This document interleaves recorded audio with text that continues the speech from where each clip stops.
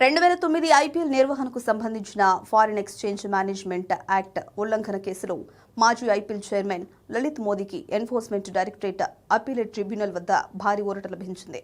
అప్పట్లో లోక్సభ ఎన్నికల భద్రతా కారణాల వల్ల ఐపీఎల్ రెండో సీజన్ను దక్షిణాఫ్రికాకు తరలించగా విదేశీ నిధుల బదిలీలో నిబంధనలు ఉల్లంఘించారనే ఆరోపణలతో ఈడీ కేసు నమోదు చేసింది.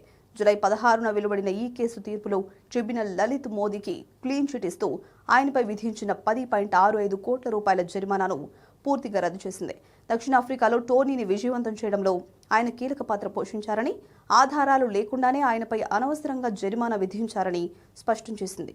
ఈ విజయంపై లలిత్ మోదీ తీవ్ర ఆనందం వ్యక్తం చేస్తూ డాన్స్ చేసిన వీడియో ప్రస్తుతం సోషల్ మీడియాలో వైరల్ గా మారింది. ఈ సందర్భంగా మోదీ మాట్లాడుతూ బీసీసీఐ లావాదేవీలు కరెంట్ అకౌంట్ ఫారిన్ రెమిటెన్స్ కిందకొస్తాయని, అంతేకాకుండా బీసీసీఐ ఆర్థిక నిర్ణయాలకు తాను వ్యక్తిగతంగా బాధ్యుడిని కాదని ట్రిబ్యునల్ గుర్తించిందని తెలిపారు. తాను ఎలాంటి తప్పు చేయలేదని 16 ఏళ్ల తర్వాత నిరూపితమైందని ఆయన పేర్కొన్నారు.